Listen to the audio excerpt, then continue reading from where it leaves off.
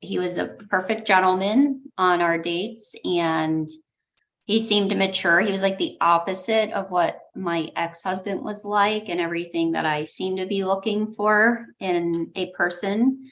And I was kind of head over heels, like, wow, I waited a year, I did everything I was supposed to do, and this guy just fell into my lap. That's how I felt. I felt like he was perfect. After her 6-year marriage ended, Linda Frazier of Las Vegas gave herself time to recover. She took care of herself by eating well, exercising, and talking to a therapist. She went on short trips with her friends. She bought a new house that suited her new lifestyle. At age 40, she was optimistic about moving forward in her life and dating. I felt ready. I felt like I did all the work I needed to, and I felt ready to jump back in. Linda often socialized with her friends, meeting them for dinner or drinks at a local restaurant. That's where she was on September 24th, 2021. So we were all out on the patio enjoying the night, and me and this gentleman locked eyes a few times. Linda and the man first noticed each other when she was having dinner inside the restaurant, and then again when she was outside on the patio. He was good-looking, with a pleasant smile, brown eyes, a shaved head, and an obviously fit physique. Linda herself was an attractive brunette who worked out regularly. She liked what she saw. It turned out that the man provided security for the restaurant owner, so he circulated among the patrons. So he was making his rounds most of the night, talking to everyone there, and then, approached me and introduced himself and asked for my number and said he would love to take me out. The man introduced himself as Giovanni Malozzi. He said his friends called him Gio or Gino. Linda asked, "How about if I call you G?" He was fine with that.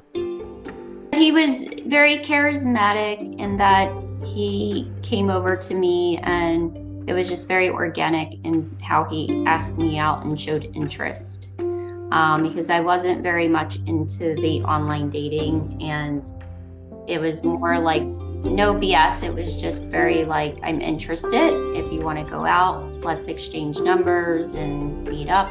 So it was just very straightforward.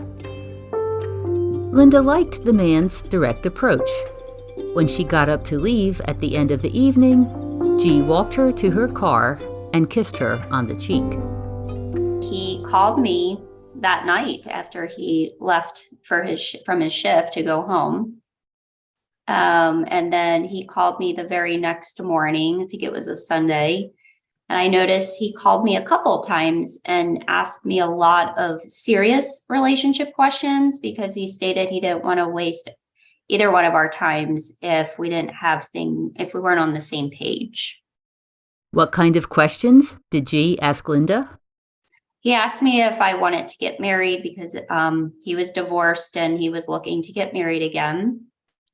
He asked me what political orientation I was in, because he's very hard Republican, and he said that a lot of couples fight over political orientation, and he didn't want that kind of relationship. He asked me if I wanted kids, because he definitely didn't want any kids. Let's see what else. How long I was planning on staying in Vegas, if I'd be willing to move. If I ever wanted to live with someone, because he felt that being in a relationship for too long while people live separately doesn't usually work. Do I want to be in a commitment? Do I want to date other people? Am I on dating websites? G asked these questions and more. What did she do for a living? What caused her divorce? All in the first telephone call. But he wasn't finished. We talked for like an hour that Sunday morning, and then he called me like not too long after it and had more questions. And this was all the day after I met him. G was coming on strong. So, how did Linda feel about that? Well, I didn't think anything too much of it because I thought he was serious. He's 10 years older than me. He's divorced. I was divorced. I was single for a year, waiting to get back into the dating game. And I was like, oh, well, maybe he's asking these because he's serious about a relationship and he wants to make sure he's not wasting our time, which made sense to me. I liked that he was a little persistent because it showed me he was interested, and I already had some experiences with online dating to where you'd go on a 2-hour date with someone and not hear from them, and they didn't seem serious and they were on many sites. So I rationalized it into that he was serious in dating me. He's older, he's already been around the block, and I didn't see anything wrong with it at the time. Linda and G met on a Saturday, talked on a Sunday, and began dating on Monday. So we went out on a date that Monday and Tuesday, and then the second date he asked me to be exclusive. Linda was happy. In fact, she was head over heels.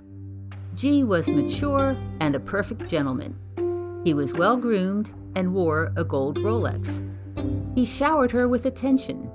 Linda felt like, after her divorce and taking time for herself, she had found exactly what she was looking for. She was thrilled.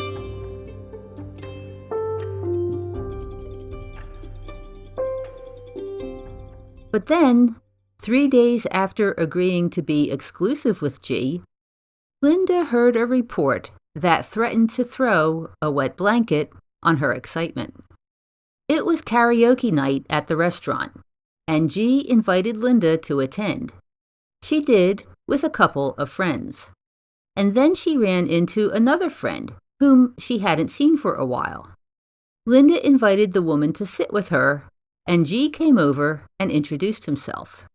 This woman went to me, wait, I recognize that name. Let me ask my friend, because I think she dated him.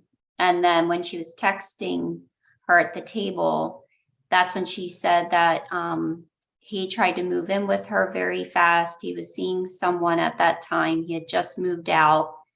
And that's when all the red flags went up. Like, he told me he hasn't been in a relationship in a year, and now this is 2 or 3 months later. The friend of Linda's friend said G had been living with another woman for a couple of weeks, until he was kicked out. He was cheating with 2 other women, and he tried to borrow money. This was not what Linda wanted to hear. So I stomped out of the restaurant, and he knew I was upset, but he didn't know what I was upset about. And then when I confronted him, he used everything in the book about like making me feel that I was wrong. You're going to listen to someone you don't even know. If you want the number to this girl's brother, I'm good friends with him. She's crazy. You can talk to him for yourself. You don't even know these women. Why would you just believe anything they said? I treated you so well. I got you a table in the front so you can listen to the music. It's the best table in the restaurant. Every card he can play. He said, I told you I need peace in my life. I don't need this. And he turned around and walked away from me, saying, I don't need this drama. And so instead of continuing to walk away, I still accepted those rationales and those statements from him. Linda decided to accept G's reasoning, but his outburst left her feeling confused. He turned everything around to make it sound like sensible, and that I was crazy for thinking that. I'm Donna Andersen, and this is True Lovefraud Stories. Linda and G continued to date. Linda had feelings for him and thought they might have a future together, but she wanted to be sure he was legitimate. She paid for an online background check. It came back with no detrimental information. G, for his part, wasted no time in declaring his intentions. After their second date, which was dinner at a nearby restaurant, Linda invited him for drinks on her patio. And that's when I noticed he was already planning what he would do to the backyard if he lived there, and already making comments about things like decor wise and adding a hot tub. And I know a guy that does them. And as they continued to see each other, G talked about moving in together from time to time, but then said that he wasn't sure. He seemed to be in and out. He would say one minute that he wanted to move in and that we should move in after the holidays. And then he would revert back to, well, I'm not sure. I'm not sure that's a good idea, because what if you kick me out? Because it's your house and then I don't have anywhere to go. So G said he'd keep paying the rent on his place. Then Linda found out that someone had given him rental property information. I saw the paperwork and I said, well, why are you looking at places to rent if you want to move in with me? So he kept going back and forth. And I to this day, I think he was playing a little bit of a mind game with me. Then, after about a month of dating, Linda learned more shocking information. Giovanni Malozzi wasn't really Giovanni Malozzi. His legal name was Carlo John Malozzi. Linda saw it on his driver's license. Then, Linda found a document on a desktop computer that he'd given her to use. It also identified him as Carlo John Malozzi and said he was originally from Colombia. Now Linda really had questions. And I said to him one night, you never told me you were Colombian. And I said, you're from Colombia? I thought you were from Boston. And then he got really upset with me. He said I was snooping. And I said, well, no, it was on the computer and I was using it. Well, he's like, well, I was going to tell you when I was ready. And I'm like, well, if you're moving in with me, why can't you tell me before that so I know exactly who you are? G had a story. He told Linda that his whole family in Colombia was killed, and he didn't know how. Then he was adopted by a family in Boston. The experience left him traumatized, and Linda's questions triggered him. She was a snoop. Now Linda was upset. She felt judged, and she knew G was trying to make her feel ashamed. But she pressed her case. I'm like, this is a big part of you I don't know, and I think I have every right to know that. But I was also very upset that he was upset, and he actually wanted to go home that night. He wanted to leave and go home, and I was very apologetic. Eventually, G revealed terrible stories of being abused as a child. He said he and his brother were adopted at the same time, but his brother was from Italy, whereas he was from Colombia. G said his adoptive mother was angry and disappointed that he was not Italian, and took it out on him. The mother would beat him with hangers, isolate him in his room, talk about him in front of him with her friends, pimp him out to her friends, while the other boy got special treatment. Linda was horrified. But sometimes she had the sense that G told stories about his abusive childhood just so that she would feel sorry for him, or even feel guilty. They had a crappy life, and there were times where he made me feel like I was entitled because those things didn't happen to me. G also talked about his crappy divorce and how it left him with financial problems. He hoped, since they might have a future together, that Linda could help him out. He told me that his ex-wife took him for everything, and his credit is really bad. And if I can help him build his credit by adding his name to one of my credit cards, And this particular credit card was issued with Costco. So he said, I wouldn't put anything else on there except things like we buy together or gas, like nothing really expensive. He wouldn't use it for personal pleasure, right? So I did that. I added him to my card. So he was a joint account holder. G started using Linda's credit card. Then he had another request. It was a big one.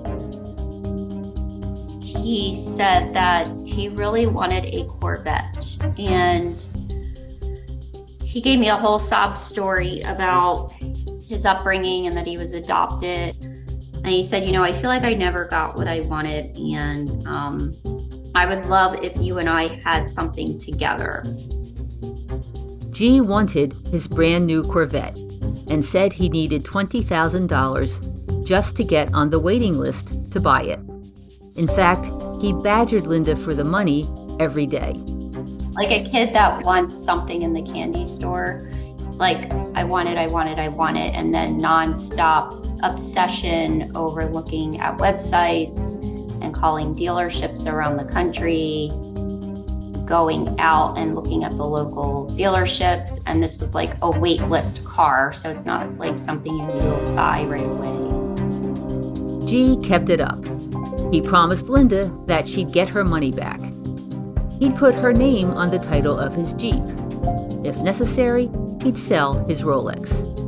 She finally caved. I said, I can help you with the loan, but I expect you to pay me back. They said, of course, I will put your name on the car and you have my word and da-da-da. So I wrote him out a cashier's check for $20,000, and then he deposited it into his banking account.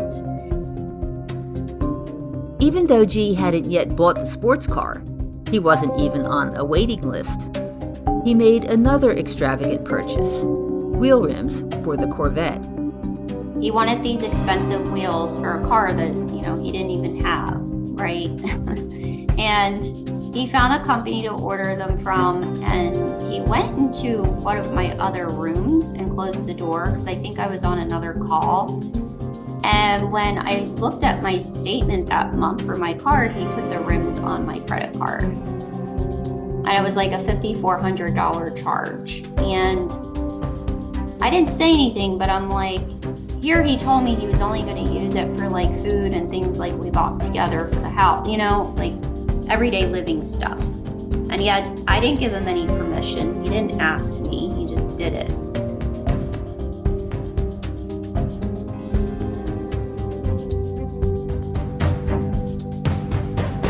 By mid-December 2021, Linda and G decided they'd make their relationship official, and he would move in on January 1st. G immediately wanted to make changes to Linda's house. He didn't like my furniture. He didn't like my setup in my living room. So he didn't like all the sizes of my TVs. So he wanted a new living room set, a new TV in the living room, a new TV in the bedroom, and then a new patio set.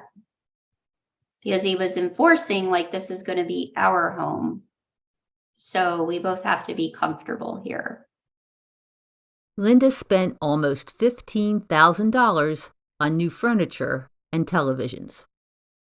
Yeah, I put it all on my card, and that was the first month we really lived together, and he was giving me the half, whatever half he owed me. And that covered all of those things. It was all purchased around the same time. And then after that, he was getting very defensive. How is this costing this much? Where's this money going? Questioning me a lot and getting defensive. But soon, G was charging even more. I noticed he started putting all his personal things on there. And he was very into grooming. So he gets waxed. He has a lady that does facials. He was getting his sneakers cleaned by a professional sneaker company. He buys all these expensive supplements. He has 3 storage units, his car insurance. All this stuff was starting to show up on my credit card. So when I approached him about it, He said to me, you don't give someone a credit card and then tell them that they're limited on what they can buy with it. He said, when you come in the restaurant, I don't tell you you can only order certain things off the menu. And then, yeah. And then I noticed, like, as we were living together, the money, the payments were coming in less and less. And I'm like, look, you spent this much this month and you only gave me this. And then he said, well, let me see the statement. I couldn't have spent that much. I said, look how much you spent on just getting your sneakers cleaned. Is that necessary? And then it was always like I was the bad guy. In the meantime, Linda's friends were becoming suspicious about her beau. They had questions for G. They came over one day to have lunch and they wanted to meet him. And they asked very straight questions because they knew what information they wanted to get out of him. And when he told them the whole adoption story, they called bullshit because you know exactly what you get when you're adopting a child. And how did they not know you weren't from Italy? They adopted you from Colombia. So,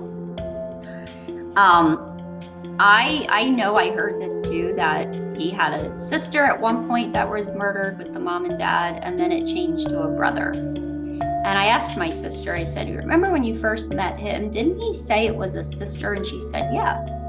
And then I think his story changed a couple months later, and he'd always say I had a brother.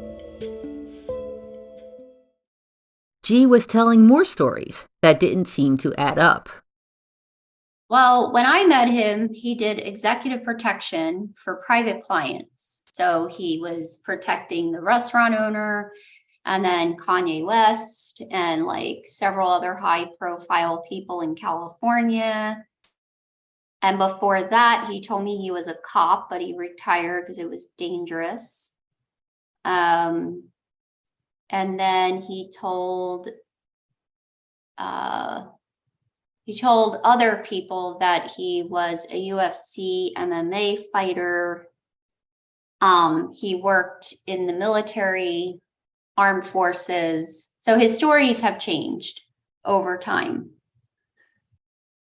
When G talked about being part of the UFC, the Ultimate Fighting Championship, Linda didn't take it seriously.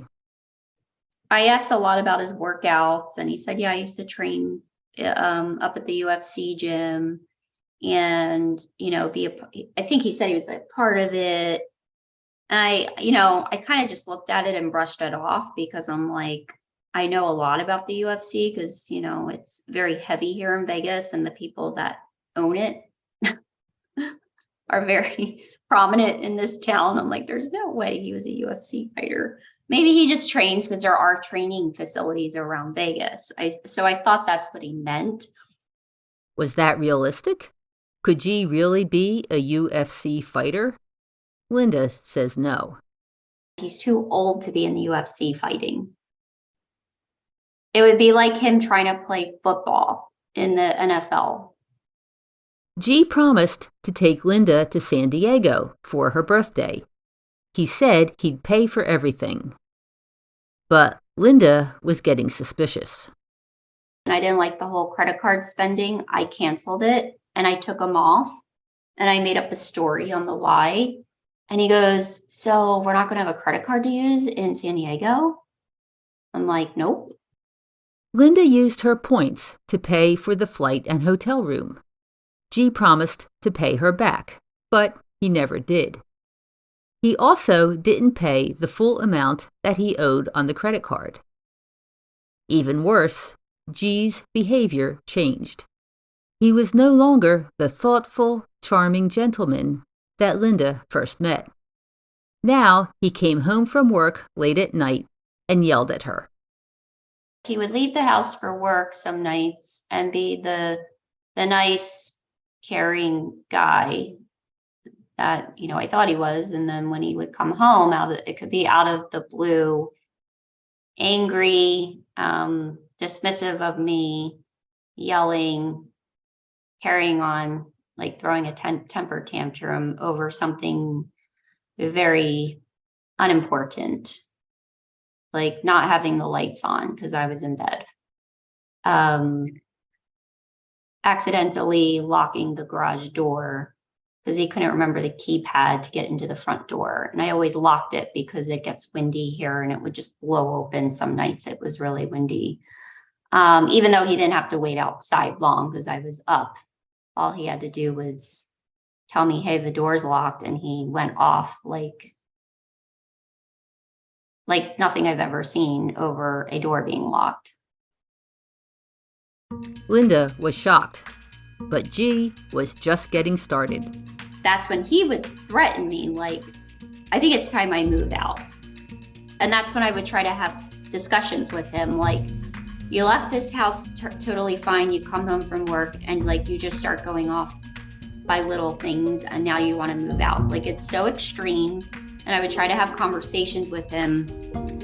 Then once everything would die down the next day, he would say, you can't listen to me when I'm mad because I say off the wall things. You just have to wait till I calm down. I said, but you're disruptive. You come home, you disrupt me in my sleep.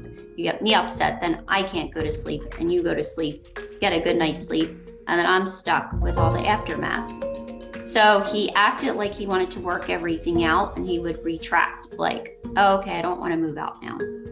But then in March, when I said I want my money back, that's when he said it's time for me to move out. When Linda asked for her money back, G told her that she willingly gave him the $20,000 for the Corvette, and there was no paper trail. By now, Linda knew her entire relationship was a hoax. She had run another background check using the correct name, Carlo John Malozzi. The results were far different. This man had a lot of history, and she was already talking to Carlo Malozzi's most recent ex-fiancé. I found out all the real dirt, including the information about the Rolex watch that he was wearing. And I was so disgusted I couldn't wait till he got out of my house. A lot of my friends were telling me little by little red flags that they were noticing. And then with his temper changes, I think I really started investigating him in February and then heavy in March. And when I found like an old envelope with this Rolex appraisal, I looked into the address because I noticed on his background check that there were a lot of addresses. In the new background check, Carlo John Malozzi's name was associated with 42 addresses in 10 states. But Linda started her investigation with the address she found on the envelope containing the appraisal for G's Rolex. She looked up the property owner. It was a woman. Linda reached out to her on Facebook. They connected. The woman had been engaged to G, and she is the person who bought the Rolex. She pretty much told me everything, and then I started investigating more and finding out. I looked up his ex-wife because I had her name from the background check, and my brother-in-law talked to her on the phone. Then I started looking up more addresses and just finding out who owned or lived in those homes. And that's how I found an ex-fiance from Texas that he dated immediately after he divorced his ex-wife.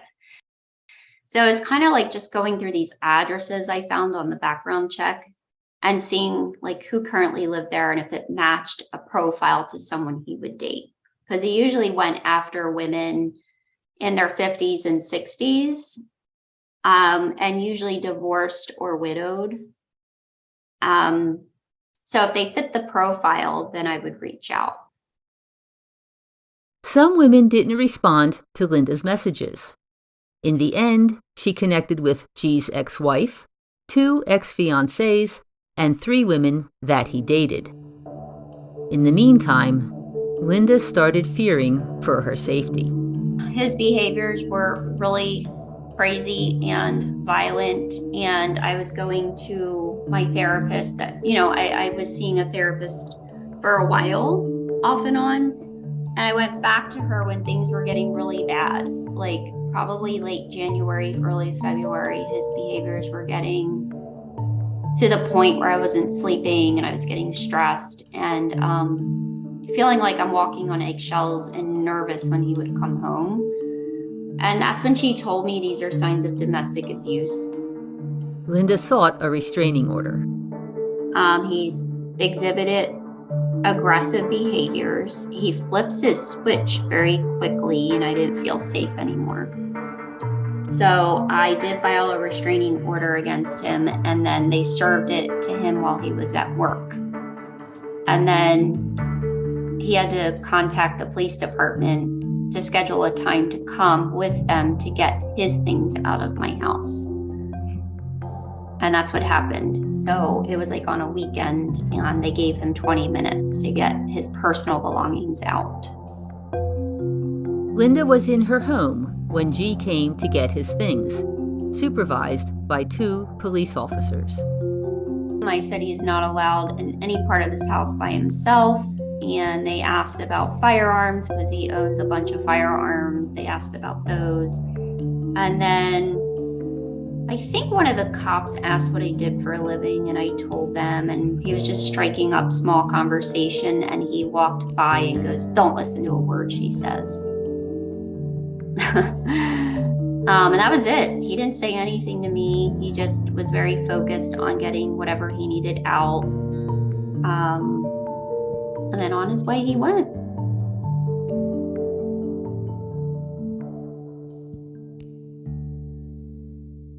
Carlo John Giovanni Malozzi was gone. Linda came to realize that some of his stories were exaggerations, to put it mildly. Carlo was definitely adopted. Linda saw the adoption paperwork. His father married 3 times, and G spoke to his newest stepmom every week on the phone, putting her on speaker. But she doesn't believe the story that a previous adoptive mother pimped him out to her friends. The stories were for effect. I don't think they're true. I just think it's all a way to get people to feel sorry for him. Oh, poor me. I had this really traumatic, horrible childhood. And that plays on people, especially people with empathy. And it persuades people to a point to just want to give to him to make up for that traumatic childhood experience that most of us didn't have.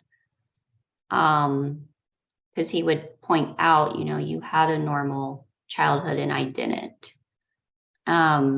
So I feel like he says that to make people feel sorry for him. But Linda was still out $20,000.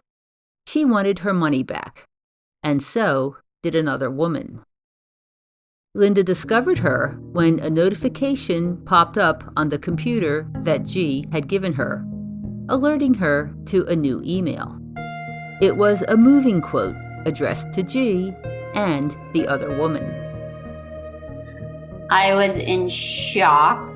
I was saying a lot of derogatory things, and I'm like, I have to contact this woman because I'm like, that's probably, I already had conclusions in my head that he already moved out of the city because I figured after this, he's got to move out, move on to another project. And I was just like, that's probably where he's getting his next feed from. He's probably going to move there, move in with her, and start this process all over again. Kind of in shell shock too, because I was still grieving the relationship, even though I knew who he was and what he was about by then. You're still like, how can this guy totally live another life behind my back? It was like the ultimate betrayal all over again.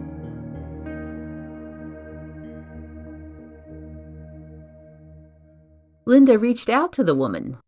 G was actually in her home at that moment, so she couldn't talk. But as soon as he was gone, they had a long conversation, several of them. We were comparing notes of the timelines and scenarios, and he was pretty much, he met her online before he had met me. And then he had broke it off for, I don't know, about 2 months, and then resumed calling her again, trying to get her back. And that was already after he had moved in. And so we were just comparing all the notes and things he has told us, and then figured out everything he was doing was, lying and telling more stories about his whereabouts and what he was doing. It turned out that G was dating this other woman the entire time that he was dating Linda. He was dating at the same time as me and getting money from her, and then continued that relationship after he moved out with me. But when I would question certain things, because my red flags were going up that he was seeing someone, he shot me down. And come to find out, I was right. And then he was planning on a whole life with her because she was moving here. So this particular girl was out a lot of money as well. Linda and this other woman filed a joint civil suit against Carlo John Malozzi, alleging fraud, deceit, and financial exploitation. In their lawsuit, they alleged that he feigned a relationship to extract loans and money from both of them through misrepresentations regarding his employment, intentions, and loyalty.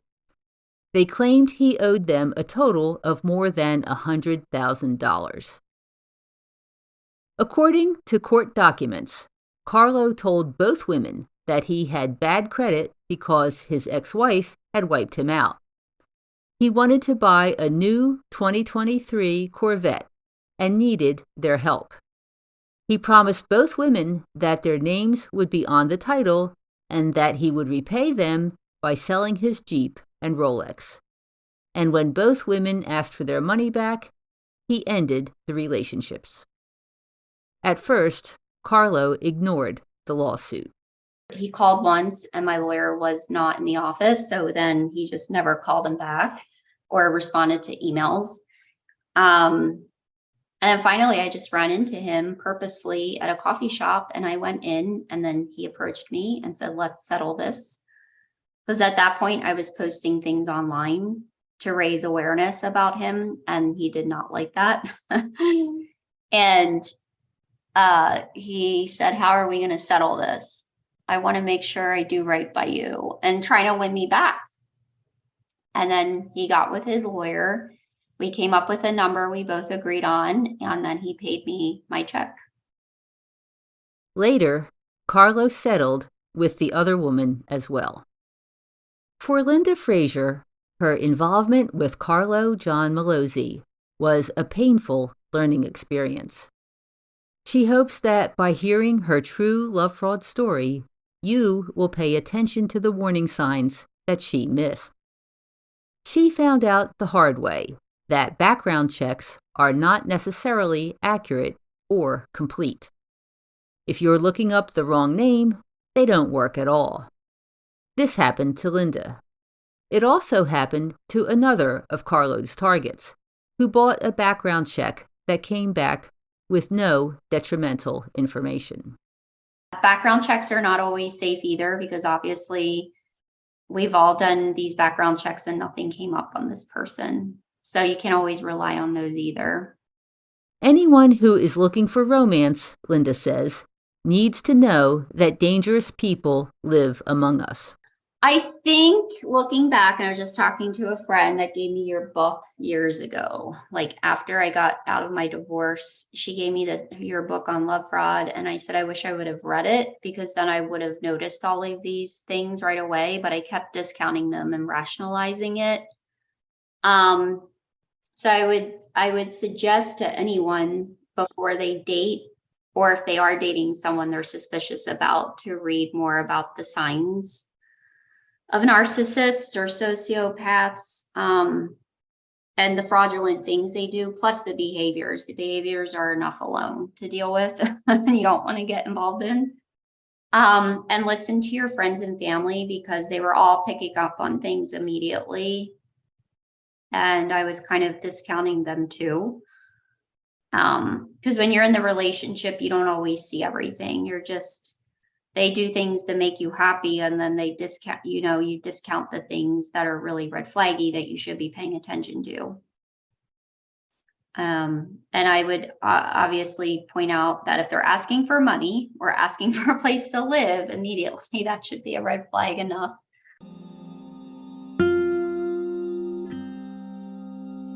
I'm Donna Andersen, and this is True Lovefraud Stories. Be sure to listen to part 2 of this story, in which another target reveals that the same Carlo John Giovanni Malozzi scammed her years ago. I also invite you to become a premium subscriber to True Lovefraud Stories. As a subscriber, you'll be able to listen to the podcast ad-free. With each episode, you'll also receive special bonus content. This time, I interview a private investigator who explains why online background checks may not deliver the information that you need to protect yourself. You'll also get access to my weekly interactive podcast, Love Fraud Live, in which I answer your questions. Did he actually have firearms in the house? Yeah. And they weren't like normal handguns. They were like ones you use in combat. But he told me he was ex-military and did executive protection. So he needed to have those guns. In your background check, did any military service come up? Nothing came up. Like no employment, nothing, no evictions, no speeding tickets, like nothing. It was clean.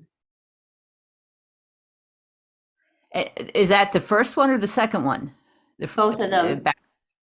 Yep, both of them. And that's what me and one of the other women said, because her dad did one on him. Nothing. I did one of his other exes did one, and I was shocked because we tried to take the right measures and nothing came up.